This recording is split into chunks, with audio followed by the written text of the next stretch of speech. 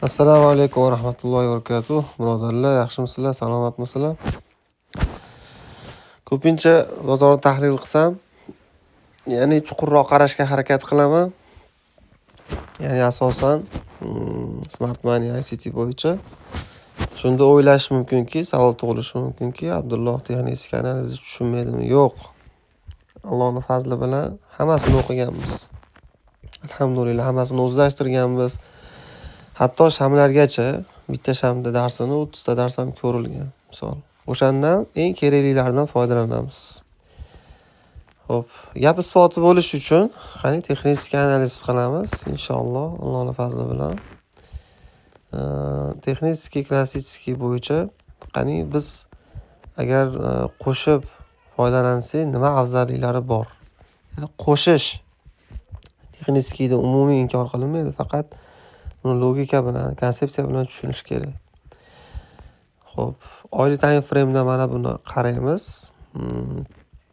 Ko'radigan bo'lsak, Bitcoin bir marta mana bu joydan, ikkinchi marta mana bu joydan reaksiya olgan deb tushunadigan bo'lsak, mana shu nuqtalarida, demak, bozorda ko'pchilik qo'rqqan bo'lishi mumkin, boshqa bo'lishi mumkin.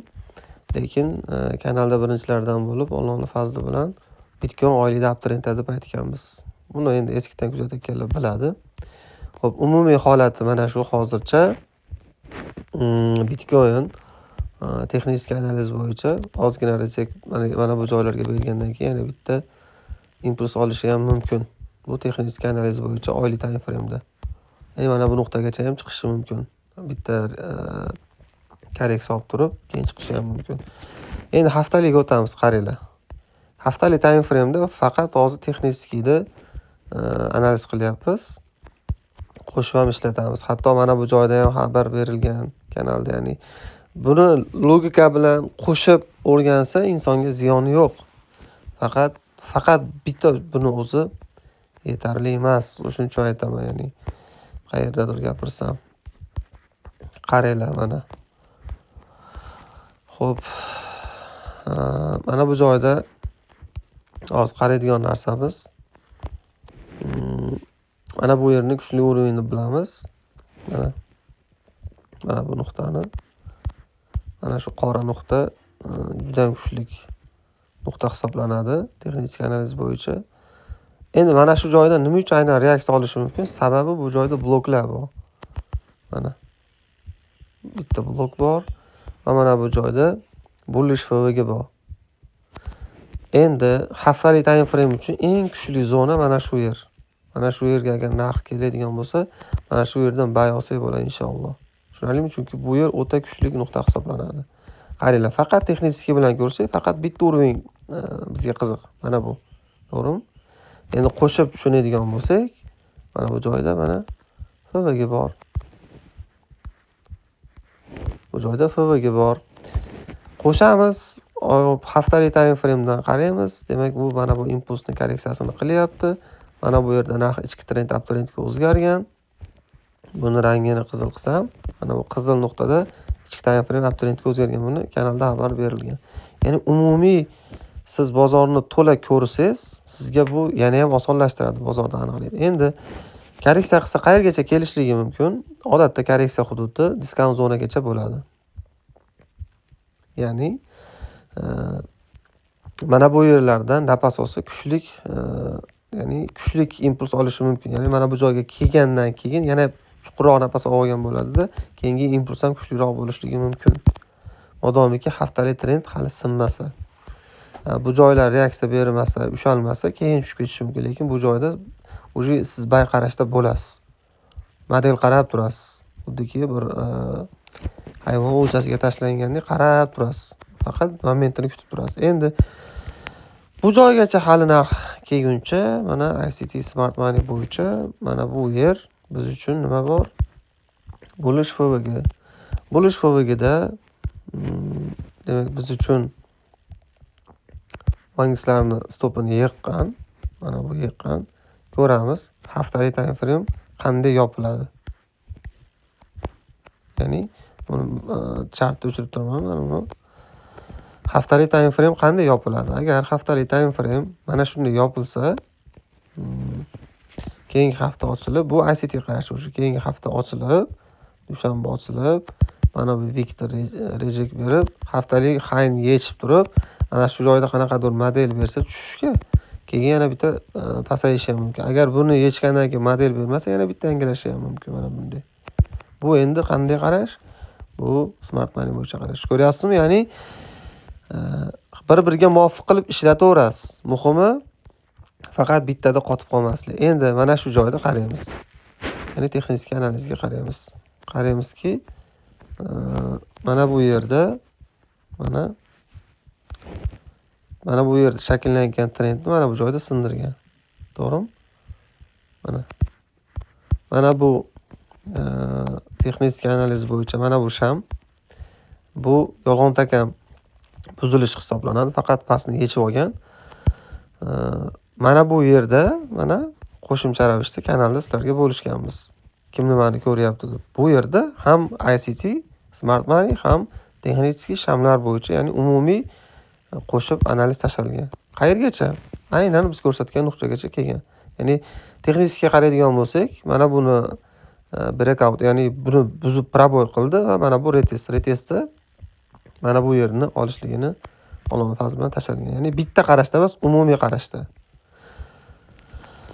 Xo'p, endi hozirgi analiz kullida shunaqa ekan, o'chiramiz. Kullida qani bayga qachon signal beradi, qachonki bir model shakllansa. Hozir mana bu endi qaranglar yana. Qo'shamiz yana. Mana bu ichki trend hozir. Mana bu biz ko'rayotgan narsa, buni qizilga bo'yaman hozir. Mana bu bizda ichki trend. Buni qizilga bo'yaman. Tushunyapsizmi? Demak, ichki trend down trendda. Mana shu yer nimadir model bersa, aytganimizdek, ya'ni o'sha yangi hafta ochilsin, boshqa bo'lsin yoki mana buni ustida bitta burilish ham yutib yuborsin. Yoki mana buni ustida yopilsin ichki trend. Buni rangini ko'k qilamiz. Ana endi undan keyin rejek berib, ya'ni rejek berib mana bu joylarga masalan retest bergandan keyin yana bitta harakat ko'rsa bo'ladi. Ungacha biz down trenddamiz. Qaranglar. Endi buni o'chiraman. Bu sizlarga tushunarli bo'lishi uchun chizyapman. Buni men misol chizmasam ham qarab o'zim aniqlab olaman. Endi umumiyda qaraydigan bo'lsak, hali mana endi texnik analizni ishga solamiz. Mana bu hozir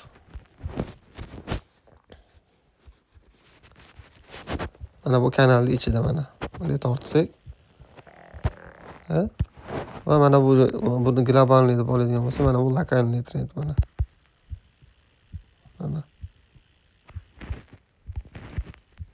Endi hammasini qo'shib oladigan bo'lsak,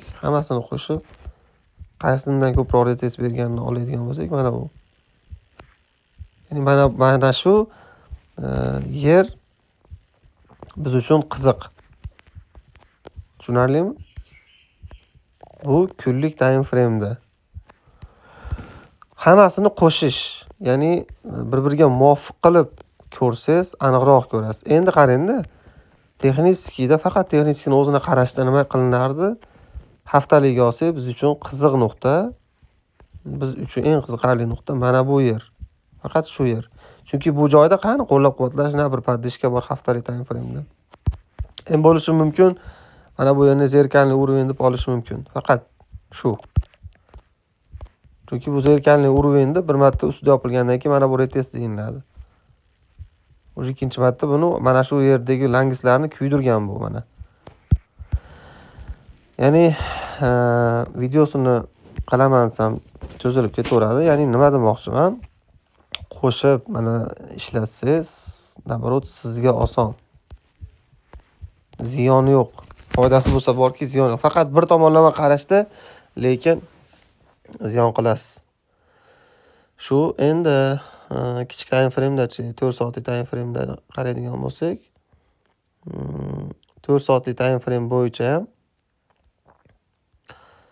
mana bu yerni bir hajmli shamlar bilan buzsa, misol uchun bir kattaroq kuch bilan buzsa, haqiqatda struktura ham o'zgardi deb olsak bo'ladi. Hozircha mana bu yerda misol biz uchun qisman bo'lishligimiz mumkin. Bu joyga kelib qanaqadir retest bersin, unda ko'ramiz. Ya'ni yangi hafta yopilsin, yangi haftada dushanbada holatni ko'ramiz. Endi hatto 4 soat deydi mana scalpingni ko'pchilik aytadi. Scalping qanaqa? Scalping katta time frame'da kichik time frame'ga sinxron qilish. Mana kunlik time frame'da analiz qilyapsiz, faraz qiling. Mana bu yerda uzun impuls bor. Mana bu impuls bo'lsa, ana shu impulsni mana bu yer korreksiyasi bo'ladi. Ana shu korreksiyasida siz kirib scalping qilasiz. Mana bu model. Mana shu yer siz uchun scalping nuqtasi. Chunki odatda bir impulsdan keyin korreksiya qiladi. Mayda time frame'ga olsangiz mana bu yana 1 soatlikda. Mana 1 soatlikda mana bu yerdan tortadigan bo'lsangiz, mana buni proboy deb atalansa, undan keyin shakllangan trend siz uchun scalping bo'ladi. Ya'ni pastdan tortganingizda mana bu yer. Mana. Xullaski shunaqa. Bundan chizganimdan maqsad birinchisi, alhamdulillah o'zim bilaman. Texnik analizmi, shamlarmi, Fibonacci'mi. Ikkinchisi, bundan tashqari, demak, bozorda hammasini qo'shib ishlataman, faqat bitta o'zini emas. Ko'pchilik so'raydi, bozorda qaysi ko'proq ishlaydi? Bozorda ya'ni chuqur o'rgansangiz ziyoni yo'q. Hatto mana bu yer scalping bo'ladi mana. Bu tushishga. Bo'ldi bu yerda misol uchun mana bu yerdan proboydan keyin bozor tushishni analiz qilsangiz bo'ladi. Bu bitta model bu. Faqat trendinglar bo'yicha, lekin umumiyda olib, kunlik time frame'lar bilan real time hayni yangilab, ya'ni bu yerda hozir gapirib qo'ysa, ancha narsa gapirib qo'yaman. Shuning uchun xullas umumiy qo'shib ishlatish kerak. Sog' bo'linglar. Buni yangilar tushunmasligi mumkin, lekin bitta instrumentdan foydalangan odamlarga foydali bo'ladi. Sog' bo'linglar.